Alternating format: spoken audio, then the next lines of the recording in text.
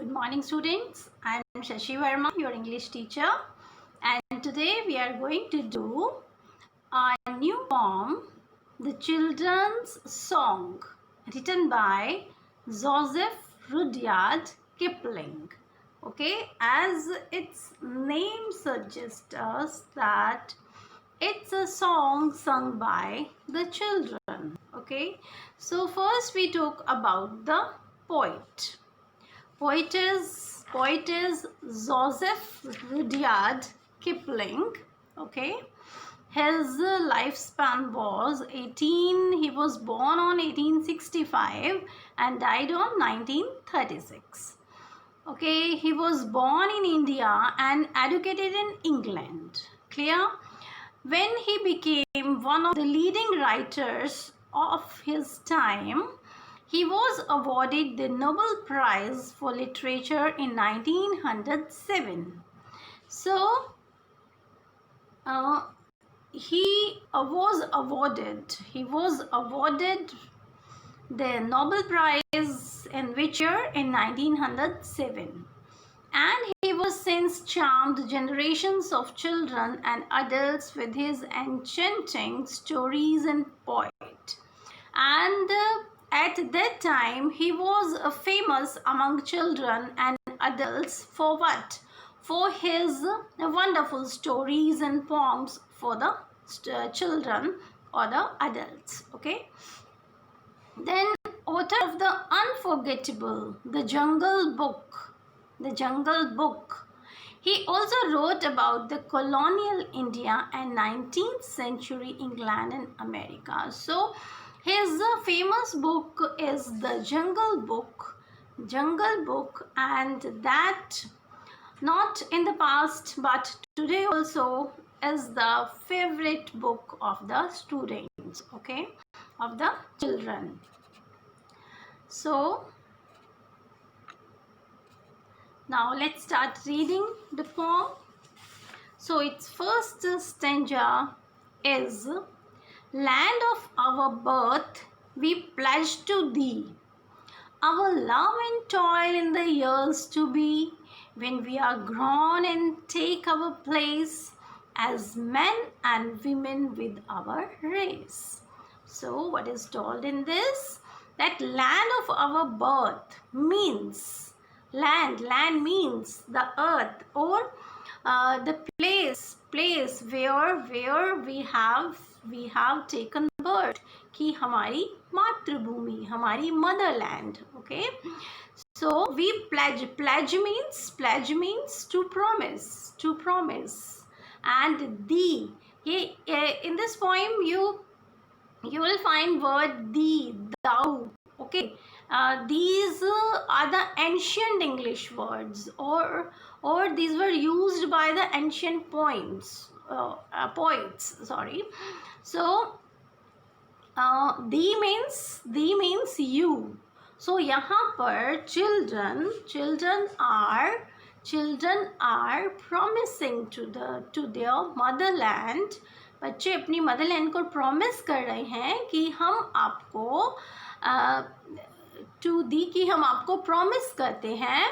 क्या प्रॉमिस करते हैं?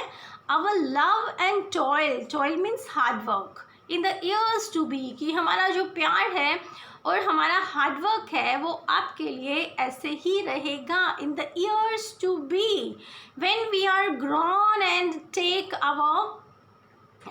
our place as men and women with our race. Race means the group to which we belong, कि ऐसा कोई ग्रुप जिससे हम belong करते हैं.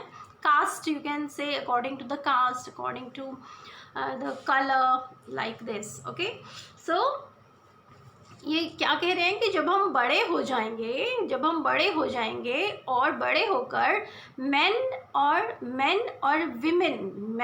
विमेन की तरह हम अपनी रेस में यानी हमारी जो सोसाइटी है या हमारी जो कम्युनिटी है उसमें हम किसी प्लेस पर होंगे. ठीक है, तब तक भी हमारा लव और प्यार आपके लिए हमेशा ऐसे ही रहेगा. ठीक है, सो ये यहाँ पर कहा गया है. And let's talk about this rhyming scheme. So as you can see, for the rhyming scheme for the rhyming scheme, what do we want? What do we want? Yes, yes, the endings of the line. So first line ends with the, then second line B, D, B, same sound. And the third and fourth, place, race, same sound, same musical effect is there. So its rhyming scheme will be, yes, A, B, B. Okay, so its rhyming scheme is A, B, B. Understood? You just take out your book and write down each and everything in your book, okay, with a pencil. Then yes, let's read the stanza 2. Father in heaven who lovest all, oh, help thy children when they call, that they may build our age from age to age an undefiled heritage. So father in heaven means heaven होता है स्वर्ग, ठीक है, और वहाँ पे father कौन होता है? गॉड, गॉड, ठीक है, गॉड की बात की गई है. Father in heaven means God. Who lovest all, जो सभी के प्यारे हैं और जो सभी को प्यार करते हैं. ओह, help thy means your children when they call, कि अपने बच्चों की आप हेल्प करना, मदद करना जब भी वो आपको कॉल करें, जब भी वो आपको बुलाएं. That they may build from age to age an undefiled heritage, ताकि that यहाँ पे अब लिखा गया कि क्यों हेल्प करना, ताकि वो अपने अंदर एज टू एज यानी वर्षों तक, यानी पुराने टाइम से जो चीज़ चली आ रही है, व्हाट इज़ दैट हेरिटेज, हमारा जो धरोहर होता है. And what is heritage here, किसको यहाँ पर हेरिटेज कहा गया है, क्या है हेरिटेज यहाँ पर हेरिटेज हैं हमारी मोरल वैल्यूज़, हमारे divine virtues that God has given to us. Okay, that God has given to us that divine virtues, यानी जो हमारे अंदर हमारी क्वालिटीज़ है, हमारे जो अच्छे गुण हैं, उनकी बात की जा रही है जो भगवान ने हमें दिए हैं. ठीक है ना. कौन से ऐसे वर्च्यूज़ हैं that are divine? Yes, honesty, punctuality, truthfulness, okay, and then consideration, okay. Then consideration means when you feel someone's pain, that is consideration, जब आप किसी और के बारे में भी सोचते हैं. ठीक है. So these are the divine virtues, and love to all. Yes, obviously the love to all. So कि इसमें क्या कहा जा रहा है कि जब भी आपके बच्चे आपको कॉल करते हैं तो आप उनको मदद करें. और क्यों मदद करें? ताकि वो अपने अंदर जो वर्षों से चले आ रहे हैं हमारे संस्कार, हमारी वर्च्यूज़, उनको वो आगे तक, वर्षों तक, यानी ईयर्स टू ईयर्स वो पास ऑन कर सकें अपने बच्चों में भी. और किससे पास ऑन कर सकें? एन अनडिफाइल्ड हेरिटेज, हमारे जो संस्कार हैं वो हमारे लिए हेरिटेज हैं. And that should be undefiled means unpolluted, यानी कि बिना किसी पोल्यूशन के, बिना किसी मिलावट के. यहाँ पे पोल्यूशन, एयर पोल्यूशन या वाटर पोल्यूशन, इसकी बात नहीं हो रही है. यानी जो संस्कार एज इट इज़ हमें अपने पेरेंट्स से मिले हैं, हम भी अपने बच्चों को उसी तरह से आगे हम पहुंचाएं, उन्हें भी वही अच्छी बातें हम सिखाएं. ठीक है. सो यहाँ पर आप देखिए father in heaven, what is it's for God, and you just underline that को आप यहाँ पे अंडरलाइन करें. क्यों करना है नेक्स्ट स्टैंजा में हम आपको यहाँ पे बताएंगे कि हमने इसको क्यों किया है. ठीक है. Then okay, yes, stanza 3. Teach us to bear the yoke in youth with steadfastness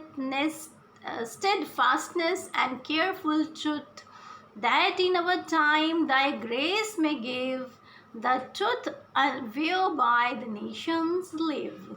सो क्या कहा है, अब देखो, टीच अस यानी हमें सिखाना, क्या सिखाना, teach us to bear, bear means सहन करना, the yoke, yoke means responsibilities, responsibilities in youth, कि जब हम बड़े हो जाएंगे, जब हम जवान हो जाएंगे और जब हमारे ऊपर रिस्पॉन्सिबिलिटीज़ होंगी, किसकी रिस्पॉन्सिबिलिटीज़, अपनी फैमिली की, अपनी सोसाइटी की, अपने वर्क प्लेस की, अपने नेशन की, ठीक है।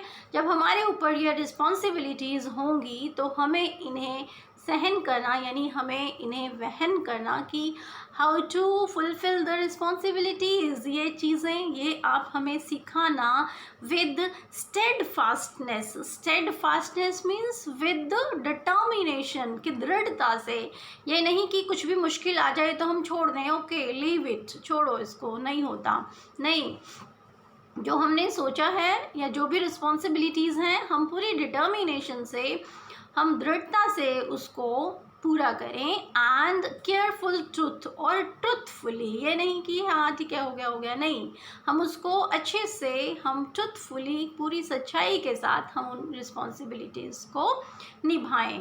That in our time thy grace may give and the truth whereby the nations live, कि दैट इन आवर टाइम, ताकि, क्यों, ताकि, क्यों, इन आवर टाइम, कि जब हमारा टाइम होगा, कौन सा time, when we are when children are youth, okay, जब वो यंग होंगे, they are यंग, जब वो यंग होंगे, जब उनका टाइम होगा, तो दाई ग्रेस, दाई मीन्स योर, कि तुम्हारा जो, तुम्हारी जो ब्लेसिंग्स हैं, आपकी जो ब्लेसिंग्स हैं, में गिव, वो हमें दें, क्या दे, द ट्रुथ, जहाँ भी हम नेशन में रहें, द नेशंस लिव, जहाँ भी हम नेशन में रहें, वहाँ पर हमें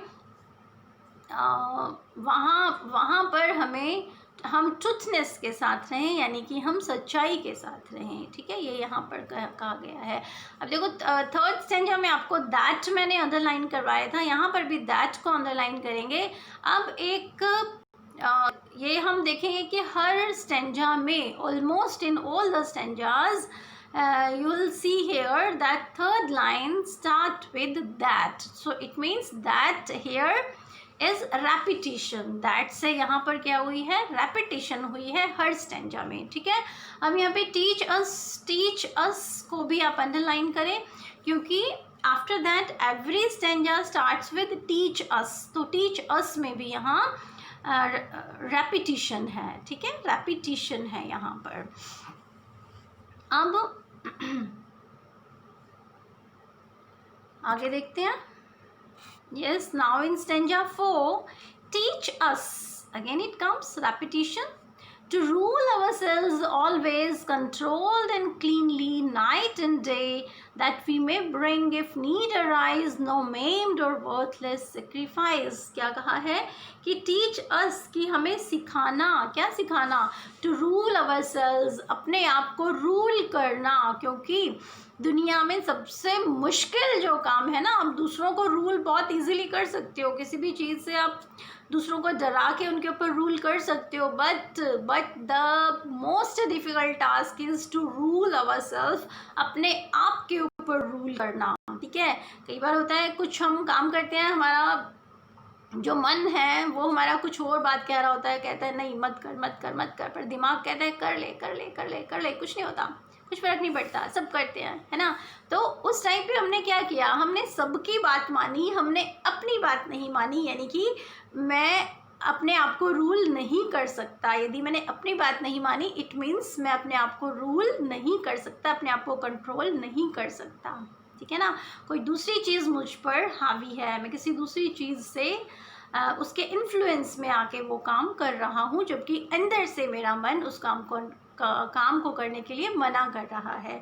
it means we are not ruling to ourselves, हम अपने आप को रूल नहीं कर रहे हैं, अपने आप को कंट्रोल नहीं कर रहे हैं। तो बच्चे गॉड को ये बोल रहे हैं कि हमें हमेशा ऑलवेज, हमें हमेशा अपने आप को रूल करना, अपने आप को कंट्रोल करना सिखाना, controlled and cleanly night and day, ताकि हम रात और दिन हम हमेशा कंट्रोल्ड रहें और क्लीनली यानी कि साफ रहें। अब यहाँ पे कंट्रोल्ड और क्लीनली या नाइट एंड डे का मतलब जो यहाँ दिख रहा है वो नहीं है। क्या है नाइट एंड डे? मतलब ये नहीं कि रात और दिन में, नहीं। नाइट एंड डे का मतलब है नाइट मीन्स अंधेरा, ठीक है, अंधेरा, डार्कनेस। और डार्कनेस कब होती है? When we are in distress, जब हम दुखी हैं, जब हम तकलीफ में हैं, तब हमारा जो टाइम है वो हमारा डिस्ट्रेस का टाइम है, दुखी होने का समय है। उसको हम अपनी नाइट कह सकते हैं कि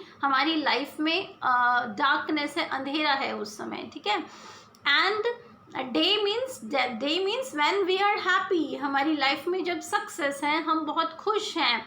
इट मीन्स चारों तरफ जो है वो लाइट ही लाइट है, ठीक है। एंड लाइट कब होती है? डे में होती है। सो ये सिंबॉलिक है नाइट एंड डे यहाँ पर। सो आप इसको एज अ मेटाफर भी आप यहाँ पर इसको कह सकते हैं कि यहाँ मेटाफर यूज हुआ है नाइट एंड डे में, ठीक है, कि नाइट यहाँ पे सिंबॉलिक है आपके डिस्ट्रेस के लिए, आपके डिस्ट्रेस के लिए, ठीक है। और डे यहाँ पे सिंबल है आपके हैप्पीनेस के लिए, कि जब आपकी लाइफ में हैप्पीनेस है, ठीक है। तो दो ही कंडीशन हमारे पास होती हैं, या तो हम बहुत खुश होते हैं या फिर हम दुखी होते हैं। तो दोनों ही कंडीशन में हम कंट्रोल रहें यानी अपने इमोशंस, अपनी थॉट्स को हम कंट्रोल रखें और वो साफ रहे, मीन्स किसी और के लिए बुरा ना सोचे, ठीक है। ये इस यहाँ पर कहा गया है that we do not think bad about others, okay, that we may bring if need arise no maimed or worthless sacrifice, ताकि और ये जो हम डे नाइट वाली जो हमने बात कही है कि भाई हम अपने आप को कंट्रोल और क्लीन रखें, इसका रिजल्ट क्या हो सकता है? ताकि वी में ब्रिंग इफ नीड अराइज, की जब भी नीड अराइज हो यानी कि जब भी ज़रूरत पड़े, यदि ज़रूरत पड़े, देन वी में ब्रिंग, हम अपने आप को प्रेजेंट कर सकें, हम वहाँ पर हों। नो मेम्ड मीन्स होता है हाफ हार्टेडली यानी आधे मन से नहीं, और वर्थलेस सेक्रीफाइस यानी कि हमारा जो सेक्रीफाइस है, हमारा जो त्याग है किसी दूसरे पर्सन के लिए या अपनी फैमिली के लिए या अपने नेशन के लिए, वो हाफ हार्टेडली ना हो। क्योंकि सेक्रीफाइस हमें कब करना पड़ता है? हमें सेक्रीफाइस मीन्स कि हमारी जो कोई भी फेवरेट चीज़ है, ठीक है, उसको छोड़ देना, वो किसी और को दे देना, चाहे वो हमारा टाइम है, चाहे वो हमारा पैसा है, चाहे हमारा फिज़िकली किसी को हेल्प करना है, ठीक है। तो ऐसे टाइम में जब हमें किसी की हेल्प करनी हो, तब हम हाफ हार्टेडली नहीं, बल्कि हमारा जो सेक्रीफाइस है, हम जो किसी दूसरे को कुछ चीज़ दें तो वो वर्थलेस हो, यानी उसकी हम कीमत नहीं लगाएं कि ओके मैंने आपके लिए ये किया है, अब आप मेरे लिए क्या करेंगे। तो हम उसकी कीमत नहीं लगाएं। जब भी किसी को ज़रूरत है, किसको, चाहे फैमिली को, चाहे नेशन को, कम्युनिटी को, किसी को भी ज़रूरत है, तो हम हमेशा उनके लिए प्रेजेंट रहें, ओके। ये यहाँ पर कहा गया है। अब यहाँ पर देखिए कंट्रोल्ड एंड क्लीनली, क sound is repeated, so alliteration is there, you just write down this things, alliteration is there. And then night and day, यहाँ पर मैंने आपको बताया मेटाफर है यहाँ पर, ठीक है। देन इट्स और वही टीच अस एंड दैट आपका रेपिटेशन है, ओके।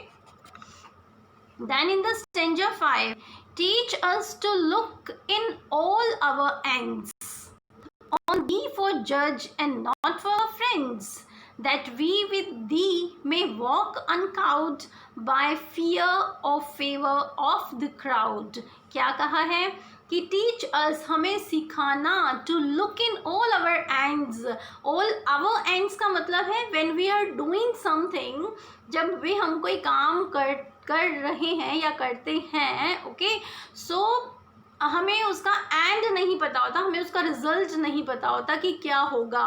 बट यहाँ पर ये कहा है कि हमें ये सिखाना कि हम कोई भी एक्शन जो हम करते हैं अपने लिए या किसी और के लिए या हमारे नेशन के लिए, तो हम उसके एंड को एक बार देख लें कि ये काम करने से होगा क्या, उसका रिजल्ट क्या होगा, उसको हम अच्छे से समझ लें, उसको हम देख लें। ठीक है। On the means you, on the for जज, और ये हम कब कैसे करें कि ये जो हम जज कर रहे हैं, ठीक है, जो हम जज कर रहे हैं वो हम जज करें and not for our friends. ठीक है। हम अपने, ये नहीं कि कोई भी काम है यदि हमारे फ्रेंड ने गलत किया है देन इट्स ओके, कोई बात नहीं, होता है, सब करता है, सब चलता है, नहीं। यदि फ्रेंड ने भी गलत किया है तो वो गलत है, आपने भी कुछ गलत किया है तो भी वो गलत है। हमें क्लियरली पता हो कि यस हमने किसी के लिए या हमारे खुद के लिए उस काम को गलत किया है, वो रॉन्ग है and we should not do that. Okay. So इस कुछ भी जजमेंट हमें करनी है तो वो जजमेंट हम अपने फ्रेंड्स के लिए ना करें, हम उसको फेयरली करें, बहुत फेयरली करें। ठीक है। दैट, ताकि अब हमें इस चीज़ में वो क्या क्या सिखा रहे हैं, यानी क्यों हमारी जजमेंट जो है वो फेयर होनी चाहिए। ठीक है। क्यों हमारे फ्रेंड्स के लिए नहीं होनी चाहिए, जो ये कह रहे हैं कि आप हमें सिखाओ क्या, दैट ताकि वी विद दी में वॉक अनकाउड, ताकि हम with the means with you में वॉक अनकाउड मीन्स अनअफ्रेड, ताकि आपने के जो डिवाइन वर्च्यूज़ हैं जो आपने हमें दिए हैं उनके ऊपर हम बिना डरे चल सकें। भगवान के साथ चलने का मतलब होता है ये नहीं कि आसमान में हम भगवान के साथ चल रहे हैं, वो चीज़ नहीं। यहाँ पर भगवान के साथ चलने का मतलब ये है, गॉड के साथ चलने का मतलब ये है कि हम बिना डरे आपके जो डिवाइन वर्च्यूज़ हैं उनके ऊपर हम चलें। ठीक है। बाय फियर और फेवर ऑफ द क्राउड, यानी कि हमें कोई भी फियर ना हो, हमें किसी तरह का डर नहीं हो। और दूसरा, जैसे अभी हमने बात की कि भीड़ की, तो क्राउड की, कि हम क्राउड के फेवर में नहीं हो। ठीक है। सपोज़ कोई भी एक एक्शन है, ठीक है, आपको अंदर से पता है कि okay this is not right, वो सही नहीं है, बट आपके ही फैमिली में या आपके ही कम्युनिटी में 50 लोग कहते हैं कि yes this is right, but आपको अंदर से पता है कि no this is not right, ये सही नहीं है। ठीक है। तो आप उस क्राउड के फेवर में आके उसको सही नहीं कहेंगे, वो गलत है तो गलत है, चाहे आपको अलग खड़ा होना पड़े, अकेले खड़ा होना पड़े, पर जो चीज़ गलत है वो गलत है। आप में इतनी हिम्मत हो तभी तो हमें यह कहा है कि ऑल ओवर हम एंड तक रिजल्ट को हम देख सकें। ठीक है। तो कुछ भी यदि गलत है तो वो गलत है, हम किसी से डर के नहीं, ये नहीं कि भाई वो 50 है मैं अकेला हूँ तो ओके मैं कमज़ोर पड़ जाऊँगा, नहीं, ऐसा नहीं है। आप सही हैं तो आप सही ही प्रूव होंगे। ठीक है। तो हम किसी डर से नहीं या किसी क्राउड या लोगों के फेवर में आके डिसीजंस ना लें, किसी को जज ना करें। ठीक है। हमारी जजमेंट बिल्कुल प्योर हो, अनडिफाइल्ड हो। ओके। देन ओके नेक्स्ट, अब इसमें आप देखेंगे टीच अस आपका रेपिटिशन है, दैट आपका रेपिटिशन है जो थर्ड लाइन से रेगुलर चल रहा है। ठीक है। then we with व sound is repeated, alliteration is there, then in the last line fear, favor, for sound is repeated. Okay, then alliteration is here.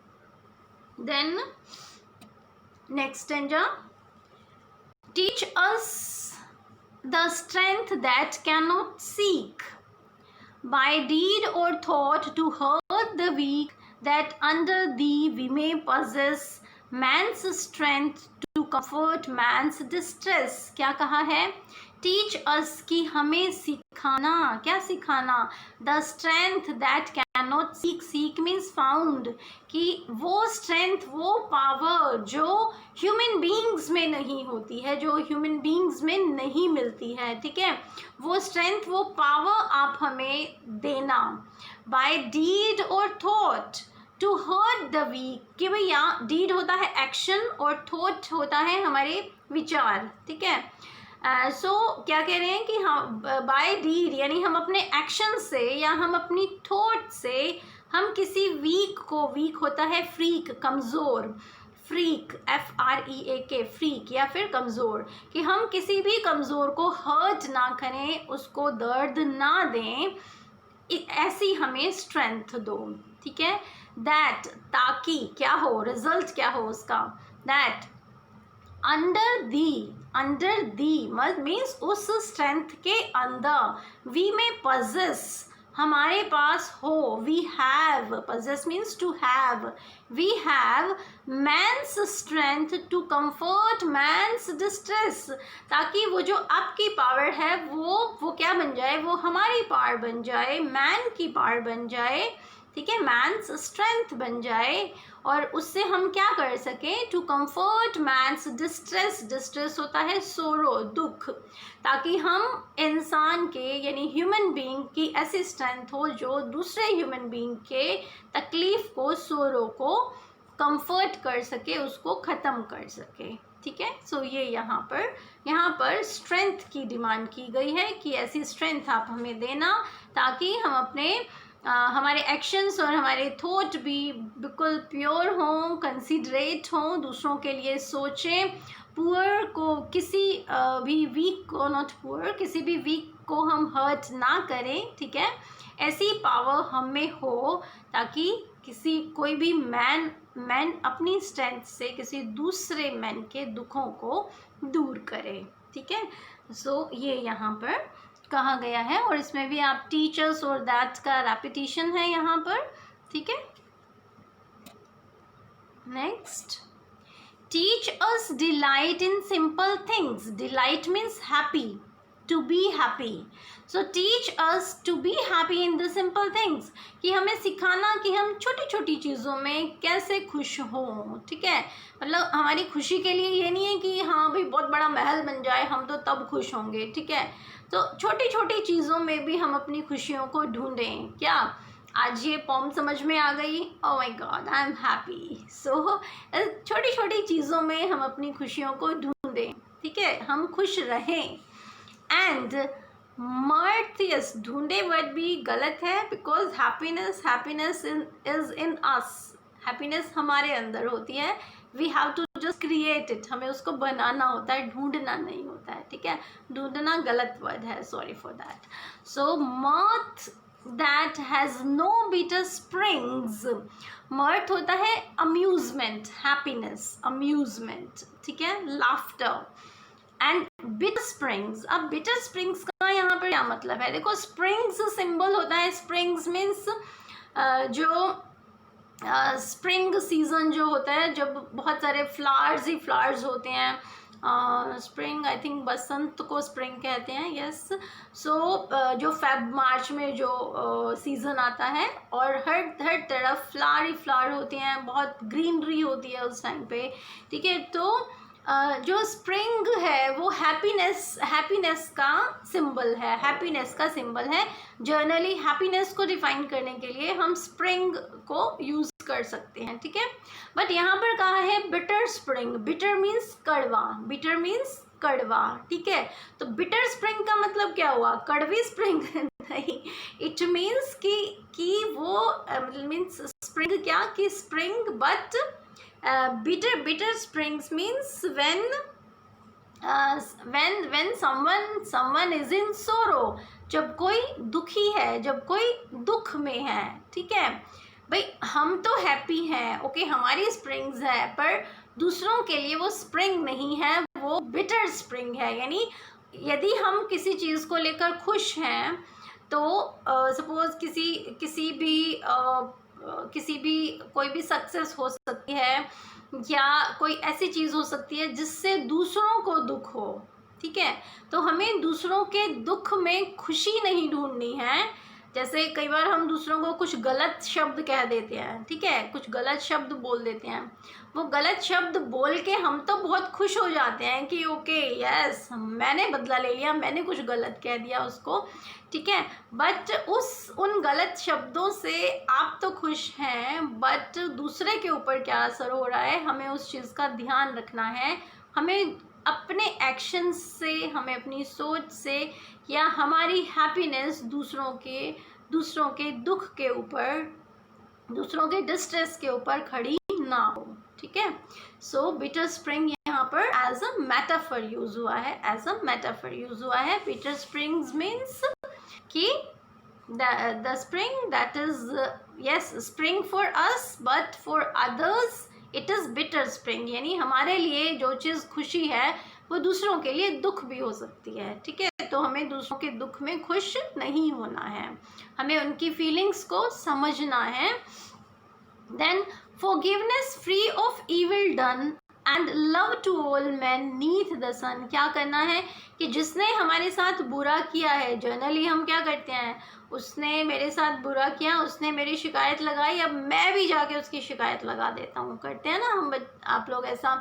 तो ये नहीं हो, किसी ने यदि आपको लगता है कि इसने मेरे साथ कुछ बुरा किया है, ओके देन फॉरगिव इट, जिसके पास जो होगा वो आपको वही देगा, ठीक है। बट उसको लेना ना लेना वो आपकी जिम्मेवारी है कि कोई आपको कुछ ऐसा गिफ्ट देता है जो आपको पसंद नहीं है तो आप नहीं लेते हो, देन इट्स ओके, हमें नहीं लेना है, बट हमें उसको माफ़ भी कर देना है। हम ये नहीं कहेंगे तूने मुझे गंदा गिफ्ट दिया तो मैं तुझे माफ़ नहीं करूँगा, तेरे बर्थडे पे मैं भी गंदा गिफ्ट दूंगा, ऐसे नहीं, हमें उसको माफ़ कर देना है, ठीक है। कोई किसी ने भी हमारे साथ कुछ भी बुरा किया है तो हम उसको माफ़ कर देंगे।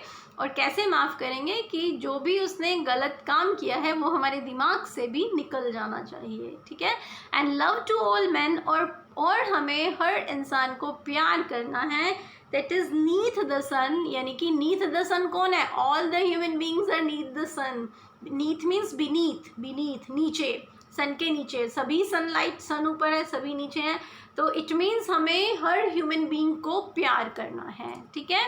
सो यहाँ आपका है एंड, देखो एंड की रेपिटिशन है, पीछे भी था एंड स्टार्ट हुआ था, रेपिटिशन, ठीक है। Forgive free, F is repeated, so यहाँ पे आप कर लें F, for is repeated, alliteration हो गया, ठीक है। बिटर स्प्रिंग्स में आपका मेटाफर यूज हो गया, ठीक है। सो ये आपका यहाँ पर, और इसमें देखिए थर्ड एंड फिफ्थ स्टैंजा में एंड रिपीट है, टीच अस आपका रिपीट है, पीछे से चलता आ रहा है, तो यहाँ पर रेपिटिशन है ये, ठीक है। Then land of our birth, our faith, our pride, for whose dear sake our fathers died, oh motherland we pledge to thee, head, heart and hand through the years to be। क्या कहा है कि land of our birth means this line also this is also repeated, so here also repetition कि land कौन की, हमारी motherland, our faith हमारा विश्वास, our pride हमारा प्राइड, हमारा गर्व। अब देखिए यहाँ पे our रिपीट है, रेपिटिशन हो गया।